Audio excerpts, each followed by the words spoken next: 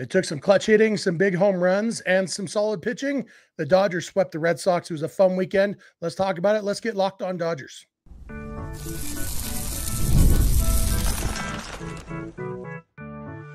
You are Locked On Dodgers, your daily Los Angeles Dodgers podcast. Part of the Locked On Podcast Network, your team every day.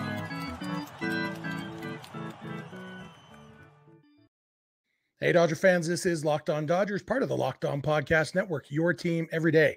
Thanks to our everydayers for making Locked On Dodgers your first listen every weekday morning. And thank you to those of you who are with us live here on Sunday evening. Remember, this show is free and available on all podcast platforms and on YouTube simply by searching for Locked On Dodgers. And please subscribe wherever you're watching or listening right now. If this is your first time with us, my name is Jeff Snyder. My co-host next to me, that's Vince Samperio. Vince and I are both lifelong Dodger fans, just like a lot of you. We've also both spent time covering the Dodgers in the press box and the locker room, so we bring you the smart fans' perspective on our boys in blue every weekday morning. This episode is brought to you by Prize Picks, the easiest and most exciting way to play daily fantasy sports. Go to prizepicks.com/LockedOnMLB and use code all lowercase LockedOnMLB for a first deposit match up to $100. And Vince, this was... I was a little bit nervous because we've had several weekends, it seems like, this season where the Dodgers won the games on Friday and Saturday and then lost on Sunday. And so by the time we got to do an episode, because we take the weekends off, by the time we got to do a show, it was kind of the sour note of them losing the series. And when 3 pitches into the game on Sunday, the Dodgers were down 2-0. It seemed like we might be heading for that again, but somehow James Paxton settled in and put up a decent performance. And luckily the Dodgers offense showed up big time on Sunday. Yeah, it was a culmination of an interesting series where, we talked about on Twitter how the Dodgers lost the last 2 games before the All-Star break and then kind of did a little bit of the opposite, winning the first 2 games out of the break, which were, maybe games they maybe wouldn't normally have won won it late in the game, I guess. And then Sunday, they got a barrage of home runs. Cutter Crawford, if he doesn't end up having a job at some point in the next few years, maybe the Dodgers can call him to throw batting practice, because that's essentially what he did on Sunday. And when Austin Barnes is hitting home runs off you, it might be time to take a little seat and just reevaluate what's going on. Yeah, Crawford's had a good season, but the Dodgers were on him today. And it's kind of remarkable, after Freddie Freeman's grand slam on Friday and Kiké Hernández's huge game-tying homer on Saturday in the 9th inning, that the biggest home run of the weekend wasn't either of those. It was an ultimately meaningless shot, technically meaningless. The Dodgers won by 3 runs. This was a solo homer, so it technically didn't mean anything, but Shohei Ohtani's home run, almost out of Dodger Stadium and not pulled to right. If he had pulled it straight to right, it would have been out of the stadium. It was to right center, and it hit the concourse on the fly and bounced out of the stadium. Just ridiculous shot, 473 feet. When you hit it at 28-degree launch angle and still get it to 110 feet high, that is kind of the definition of a blast. Yeah, and it's hot at Dodger Stadium, but even with that, like, his furthest of the year was at Coors. He hit 476, the longest on the season. Soler just hit one on Sunday, 478, which is also at Coors. To hit 473 at Dodger Stadium is already pretty epic, and then just where he hit it. Like, Kershaw was on the mic but wasn't talking yet, and then they kind of realized Kershaw was there after the fact of Ohtani's homer, and they kind of asked him about it, and he said, "Yeah, I've never seen a ball hit that far." And every time the ball's been hit out of the stadium, other than Tatis was a little bit more to the center, like towards center field, most of the time it's pulled. This one was very close to hitting off or going over the top of the pavilion, and it was to right center field, which is just ridiculous. Yeah, absolutely. And it was a case of, like, what we've talked about with Ohtani, that you have to watch every time he's up to bat, because something ridiculous could happen. Ohtani didn't have a great series. Like, he was, but then you look at it and like, oh, he was on base like half the time in the series, even though, like, he was kind of under the radar. He struck out a few times. He did have a big double in the rally on Friday night in the 8th inning. He had, a couple hits, but yeah, overall it was just kind of under the radar all weekend. And then, oh, here's the most memorable home run you're going to see this year, maybe. it was just ridiculous. And it was kind of funny, like you mentioned, Kershaw, when they were showing the reactions in the Dodgers dugout. Like my son said, Kershaw's got a headset on. Is there another broadcast going on? I'm like, no, I guess he could be on the StatCast broadcast or something. But they're like, oh, by the way, we have Kershaw. But those reactions in the dugout, Miguel Vargas, Landon Knack, like he got the side eye from Gavin Lux as he walked in the dugout. Ohtani did. Landon Knack, like just in awe, and then like actually patting his heart, like gonna kill me, Ohtani. Like it's fun when even the players who are also Major League Baseball players, peak of their profession, look at it and, like Kershaw said, just in awe. Yeah, they mentioned on the broadcast like the farthest home run in the home run derby was the same as Ohtani's ball, and that was an actual game. So it went from Ohtani probably wasn't really going to get mentioned this episode to Ohtani gets to lead the first segment just for the simple fact of he did something we've never really seen, not even in batting. Like I've seen a lot of batting practice at Dodger Stadium, and even so, like the baseballs do not usually go where that baseball went. Yeah, Max Muncy loves to hit blasts in batting practice, and he'll hit them 3/4 of the way, 80% of the way up the pavilion, and those are majestic blasts. But that's usually to right field. Like it's not uncommon to see Muncy hit a 450-foot home run in batting practice. 473 it's a different animal. And yeah, and it was just one of 6 homers the Dodgers had on Sunday after 2 close games. I guess we're not really a recap show, but running it down, the Dodgers didn't score until the bottom of the 8th inning on Friday. Luckily they did get a grand slam from Freddie Freeman after an intentional walk to Will Smith. And then on Saturday, they got a huge 9th inning home run for Kiké Hernández off old friend Kenley Jansen to tie the game, and then walked it off by Will Smith after an intentional walk to Shohei Ohtani. A couple intentional walks that didn't work out the way Alex Cora hoped they would. There wasn't much hope on Saturday. Once you've got first and third, nobody out in the bottom of the 11th, Dodgers were probably going to win. So walking Ohtani definitely made sense there. You can make a pretty good case that it made sense to walk Smith to get to Freeman on Friday, but it didn't work out for him. And then so Sunday, after the Red Sox jumped out to the quick 2-0 lead, the Dodgers immediately answered back, scored 2 runs in the bottom of the first inning to tie it back up, and then went on the home run barrage against Cutter Crawford. Austin Barnes homered, Gavin Lux homered for the second day in a row. Jason Hayward eventually homered off Kenley Jansen. So let's see, we got Freeman, Teo. Oh, that's right. Freeman, then Teo, and then Lux, and then Barnes and Ohtani back to back. First time the Dodgers hit back-to-back homers this year that didn't involve Freddie Freeman. So that's interesting, I guess. But yeah, it was kind of nice, even though it was interesting. We're going to talk in the third segment about Evan Phillips and a couple other areas of concern on the team. So even though Phillips made it a little bit more interesting, it was 9-3 going into the top of the 9th inning. Dodgers ended up winning 9-6, but the home run barrage was kind of what they needed. It was very welcome as a fan to have a kind of dominant Sunday performance after struggling on Sundays a little bit this year. Yeah, the Sunday games are a little bit overblown in a sense, and also they usually have Austin Barnes in the lineup on Sunday, so that's one big bat out of your lineup, and especially if the Dodgers have been down Mookie and Muncy, then you're really down to like 3-4 batters that you really can trust, and your 5 guys that you're hoping can get hits, and that contributes a little bit on Sundays. But yeah, this one was a big one, and interesting for like Lux has had a good couple games in a row. I think he had a couple hits, couple hit games there in the Detroit series. Maybe he's turning things around. Maybe his approach now is a little bit different. A lot of balls hit to the opposite field.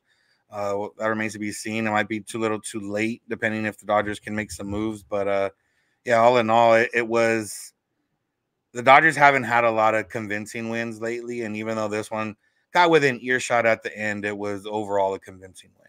Yeah, Dodgers had lost 4 of their last 5 Sunday games. The Red Sox, I think they were 15-1 on Sundays coming into this game. So yeah, good way to get that series win.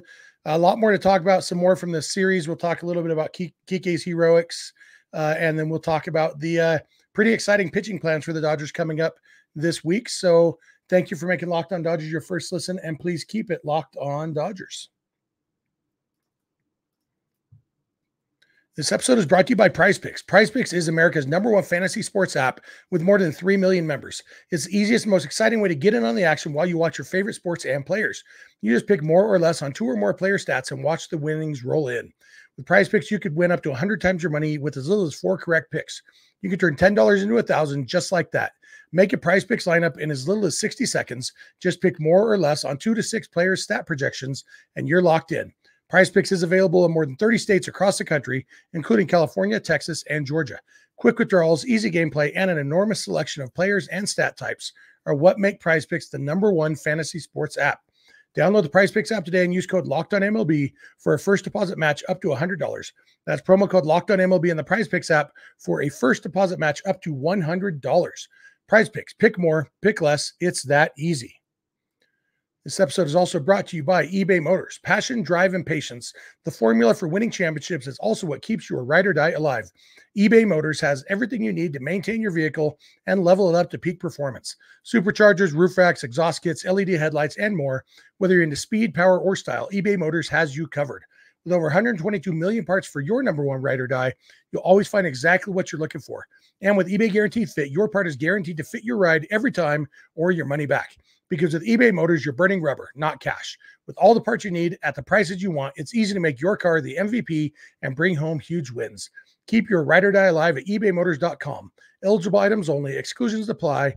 eBay Guaranteed Fit only available to U.S. customers.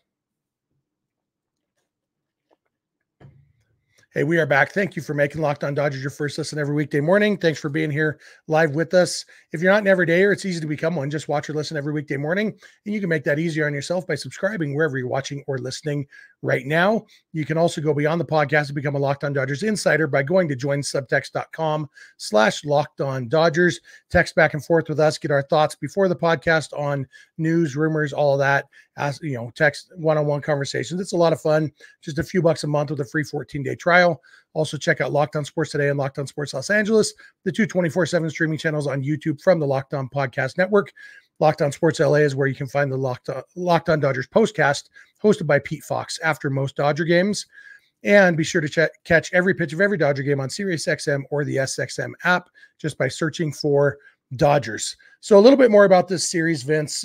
It really was a fun series. There was Friday, it felt like more of the same. The offensive struggles, like I said, the Dodgers didn't score till the 8th inning. Then they broke out. And then Saturday, I felt like with all the back and forth, I texted my wife. She was at a Niall Horan concert. She wasn't watching the game with me, but I texted her after the game. I said, the Dodgers just won a game they probably didn't have any business winning. That was it was one of those games where you need to win some of those that you don't necessarily deserve to win, but the baseball's bounced in your favor for one day. Yeah, and you're going to lose some of those, you're going to win some of those, but it felt like the Dodgers hadn't really won. I mean, you could say Friday was maybe one of those games, but again, that was top of the order that did the work. Miguel Rojas got on base, but then it was Ohtani and Will Smith getting walked, and then Freddie Freeman hitting the home. Like, it wasn't like you got your runs from Austin Barnes or anything like that. So a little bit different. And then Saturday, with Kiké just being the way he's been so far this season, Jansen, I don't think to that point had allowed a home run. And even with the running jokes of Jansen with the 1-run lead at Dodger Stadium, that we have a chance or whatever, I don't know if anyone was necessarily expecting it to happen, more so wishing it would happen. And then it ended up happening. And then you give up runs right away in the top of the 10th, and you're like, oh, well, the Dodgers don't really score normally in extra innings that often, even though they've been a little bit better this year. And like, okay, well, that's probably game, but hey, a good fight. And then they fight, and they ended up tying it up, and then they got the shutdown inning, and then they got the winning run. And yeah, definitely one of those where at no point in the game were you probably thinking, oh yeah, the Dodgers got this. Yeah, the Dodgers in the bottom of the 9th inning on Saturday had Kiké Hernández, Miguel Vargas, and Chris Taylor coming up. And we needed one of them to get on base to get Shohei Ohtani to the plate. And I told somebody in a text message before the inning started, I said, if a time traveler came to me and said, one of these guys gets on base to get to Ohtani, Kiké Hernández would be my third guess as to who it was. And then Kiké ended up getting the big shot. And, that was something, it felt like classic Kiké.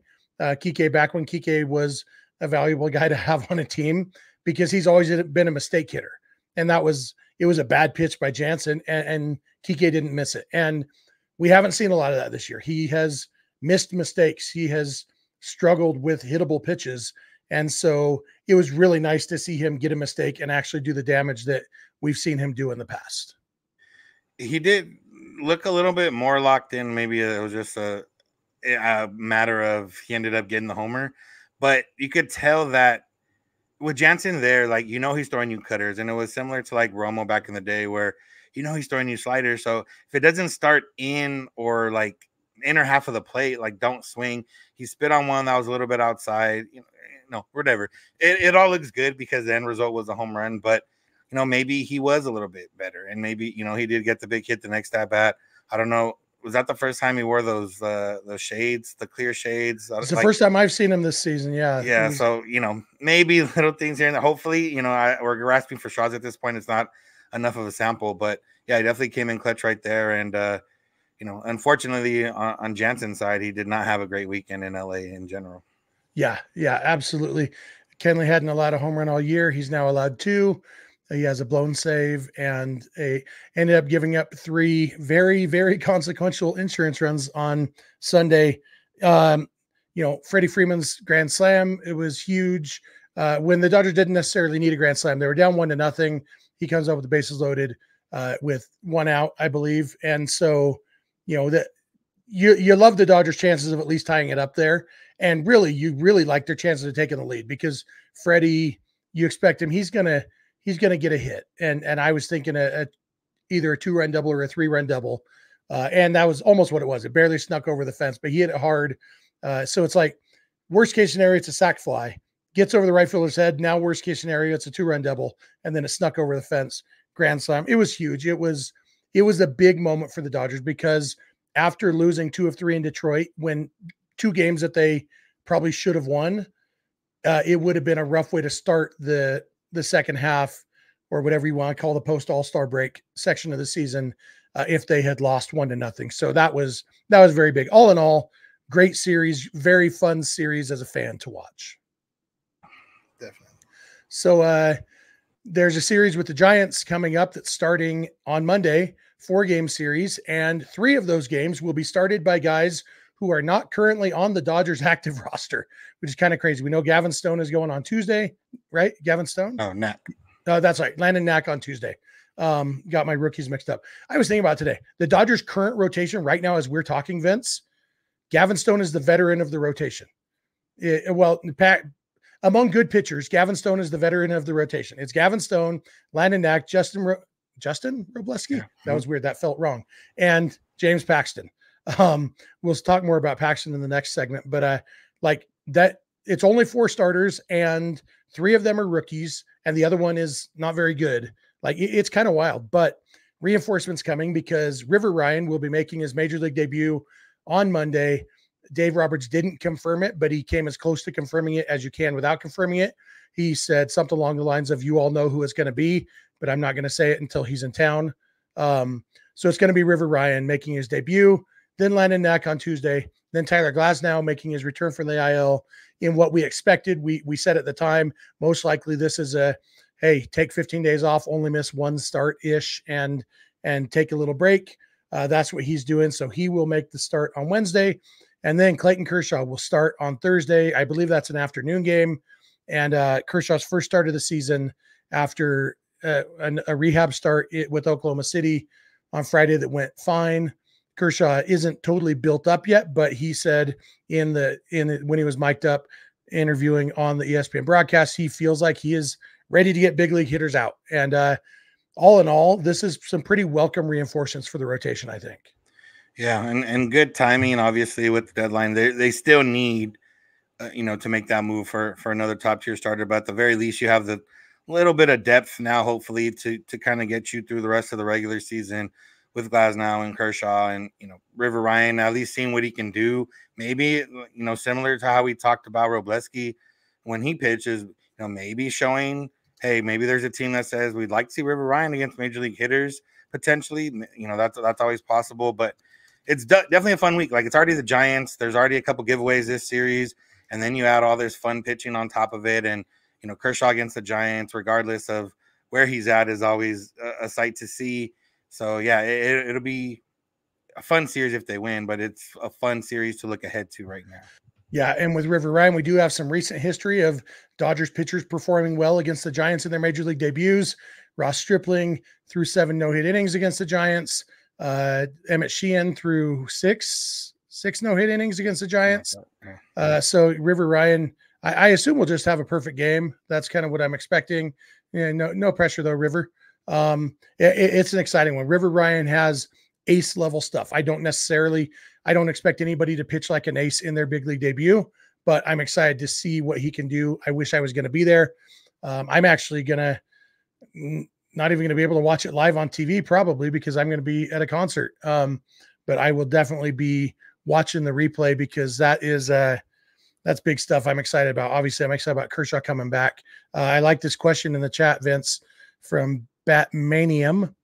What would you consider a successful or good outing for Kershaw on Thursday? He comes out on his own accord, and then the next day his shoulder are still good. Yeah, that's what I'm thinking. 5 innings and healthy afterwards. Obviously I'm hoping for some strikeouts because one of the reasons he's back is to try to get to 3,000 career strikeouts. I think he's 55 away from it. And you figure he's starting on July 25th. So he's probably going to get 10 to 12 starts this season. And so we need a handful of strikeouts each time for him to get there. Obviously it's a personal goal. More important is winning, but in this case, most important thing, hopefully the Dodgers will come in looking for a series sweep, and it's kind of anything Kershaw can do is gravy. But as long as he's healthy at the end, that's my main concern. There are some things that aren't as exciting that we're a little bit concerned about that we're going to come back and talk about. A little bit about Evan Phillips, maybe some James Paxton, maybe some Miguel Rojas. So thank you for making Locked On Dodgers your first listen every weekday morning, and please keep it Locked On Dodgers. This episode is brought to you by FanDuel. Look, we love sports. We love them so much, we never want them to stop. But as the playoffs and other sports wind down, we get fewer games, and the sports just aren't sportsing like we always want them to.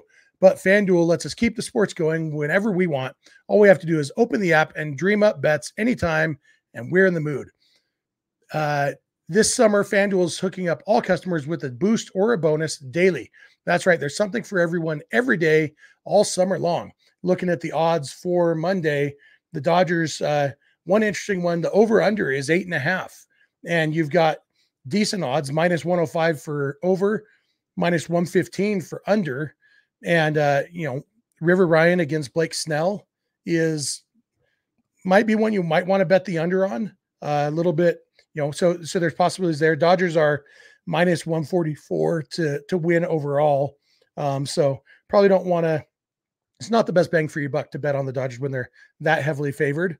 But there's a lot of stuff in there you can set up parlays, all sorts of stuff on FanDuel. So head over to FanDuel.com and start making the most out of your summer. FanDuel, official sports betting partner of Major League Baseball. Hey, we're back. Thank you again for making Locked On Dodgers your first listen every weekday morning. Thanks for being an everydayer. If you are, thanks for becoming an everydayer. If you're not already, just watch or listen every weekday morning. Make that easier on yourself by subscribing wherever you're watching or listening right now. Go beyond the podcast and become a Locked On Dodgers insider by going to joinsubtext.com/Locked On Dodgers. Check out Locked On Sports Today and Locked On Sports Los Angeles on YouTube, and catch every pitch of every Dodger game on SiriusXM or the SXM app by searching for Dodgers. And the Dodgers won all 3 games this weekend. That's the good news. The bad news is there are some concerns.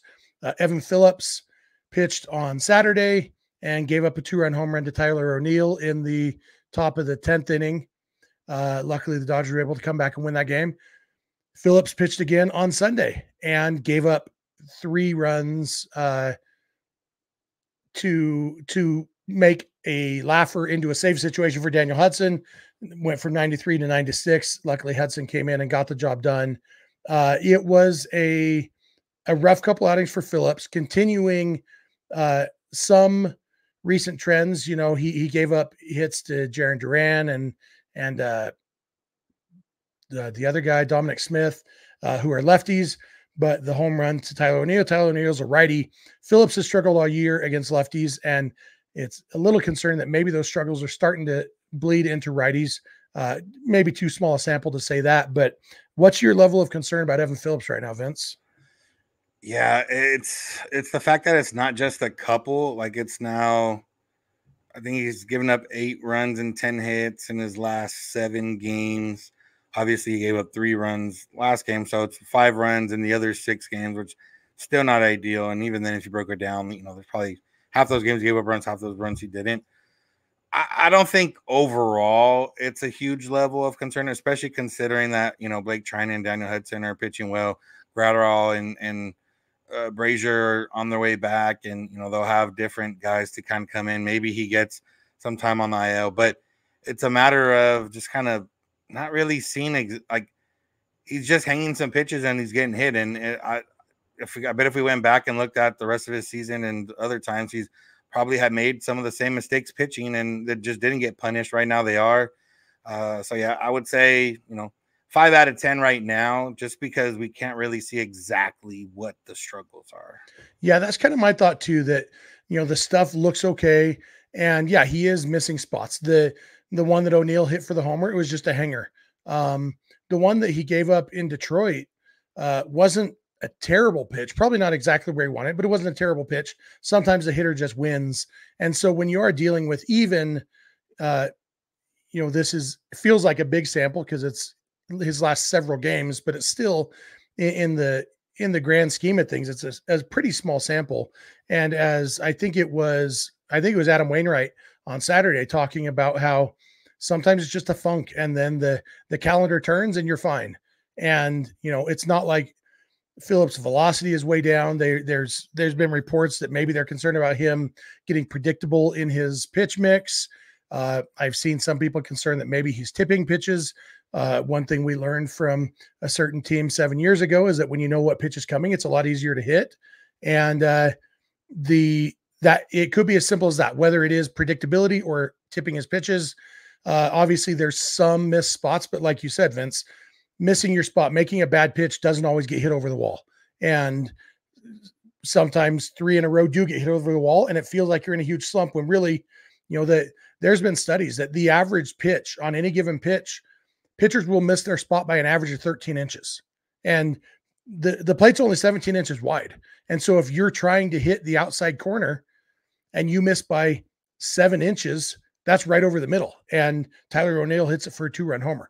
Those things happen. And so, they're kind of one of the hallmarks of a good pitcher is missing in spots that are harder to hit instead of spots that are easier to hit. But even when you miss in an easy spot, a lot of times, like the one that it was Tyler O'Neill again tonight, he popped up to Rojas at short and an inch different. And that's another home run. Like, it wasn't a good pitch, but O'Neill didn't punish it. And that's what usually happens.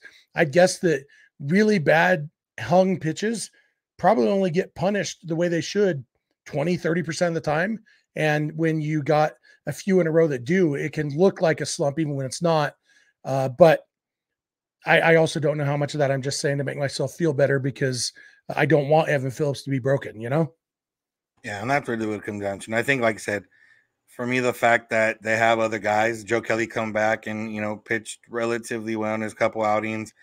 Him, Hudson, Trinan, if they need to maybe move Phillips around or put him in some different spots. I mean, a 6-run lead is probably one of those spots they would have wanted to get him in, and it didn't necessarily work out. But I think the Dodgers are okay at the moment if he can work through these struggles. Yeah, I think so too. Miguel Rojas left the game on Sunday early with soreness in his forearm, his right forearm. They said they're not overly concerned. He's not getting an MRI. They expect him to be down a couple days, but not need the IL. Could be a blessing in disguise. I said all along, I don't think Miguel Rojas is an everyday shortstop at this point in his career, and his offense has definitely been dipping. I think he is more suited to playing 3 or 4 times a week than 6 or 7 times a week. And so maybe a break will help him. It puts them a little bit in a bind right now, but since Rojas hasn't been hitting anyway, and they have, Kiké and Taylor, who can also play shortstop. It's not like lately Rojas has been hitting significantly better than those two guys. So it is what it is. It does seem like, though, there aren't really any shortstops available on the trade market. Bo Bichette is on the injured list, probably wasn't going to be traded anyway. Even less likely now, Willie Adames, unless the Brewers decide to trade while they're in first place, which they've done in the past. Doesn't seem like he's going anywhere. And so seems like Mookie's probably going back to shortstop when he comes back from the injured list. And, maybe if Gavin Lux is actually hitting, maybe he's staying at second base. But yeah, any major concerns for you on Rojas? No, I mean, there's always a concern that tomorrow maybe he does need an MRI, and then there is something significantly wrong. And, the Dodgers will have to not get desperate, but, they would maybe shift again what their priority is at the deadline. And, with teams knowing that, it's a little bit harder to trade sometimes. So, yeah, if he's okay, I don't mind it. Kiké seems to have seen the ball well the last couple of days. He gets a couple starts at short. Maybe that gets him going, and maybe, he rides this the rest of the season and maybe gets on a little bit of a streak. So we'll see what happens. But the Dodgers, like I said, with the way that things have been going, with the way they have the top of the order, they should be able to handle, where it's a fun matchup on the Giants side too. I think we're supposed to be Snell and a couple other guys. So Robbie Ray's coming back. Yeah, Robbie Ray. 3 Ray, lefties in this 4-game series because Harrison, whatever. Oh, yeah, Kyle Harrison. So, yeah, that'll be an interesting series. James Paxton, we might want to touch on a little bit. Just, he looked really bad at times on Sunday. He looked good at times, not really good, but good, solid, passable fifth starter. I still think that if everybody else gets healthy, Paxton may be the odd man out. But for right now, at least, because of all the injuries, his job is probably safe. They're probably, I would assume Justin Robleski goes down to make room on the active roster for River Ryan. We don't know what the 40-man roster move will be yet. They'll have to make one. So that'll be interesting to see. And then they'll have to make another 40-man roster move for Clayton Kershaw on Thursday. Presumably the active roster move for Tyler Glasnow will be River Ryan getting sent back down probably. And then, they'll have to do a different move, a reliever to make room on the active roster for Kershaw. So a lot of roster moves coming up this week out of necessity that will be interesting to kind of see where do they stand on Yohan Ramirez right now? Where do they stand on some of these guys? So it'd be interesting, and we will have plenty to say about that. So. Yeah, there are a lot of movement, but a lot of positive movement in terms of starting pitching. And, if the offense can keep it going, it's a good start to the break. Yep. Post break. Yeah, post break. That'll do it for us for today. You got anything else, Vince? No, I'm good. All right. Thank you all for being here with us live. Big group here, a lot of active in the chat. We appreciate that. Thanks for being an everydayer if you are. If you're not an everydayer, it's easy to become one. Just watch or listen every weekday morning. You make that easy on yourself by subscribing wherever you're watching or listening right now. You can go beyond the podcast and become a Locked On Dodgers insider by going to joinsubtext.com/LockedOnDodgers. Text directly with us. Get our thoughts before the podcast on news, rumors, all that stuff. It's just a few bucks a month, free 14-day trial. You can also check out Locked On Sports Today and Locked On Sports Los Angeles, the two 24/7 streaming channels on YouTube from the Locked On Podcast Network. Locked On Sports LA is where you can find the Locked On Dodgers postcast, hosted by Pete Fox. You can catch every pitch of every Dodger game on SiriusXM or the SXM app by searching for Dodgers. Follow us on Instagram, Twitter, and TikTok at Locked On Dodgers. Vince is on Twitter at VinceSense91. I'm on Twitter at Snydog. Both of our DMs are open there. You can also email us, lockedondodgers@gmail.com, or send us a voicemail or a text message to 323-863-LOCK 5625. We are here every weekday morning, and we hope you'll be here with us. When you get in your car or sit on your couch, tell your smart device to play podcast Locked On Dodgers. And remember, you don't have to agree. You just have to listen. We'll talk to you tomorrow. Have a good one.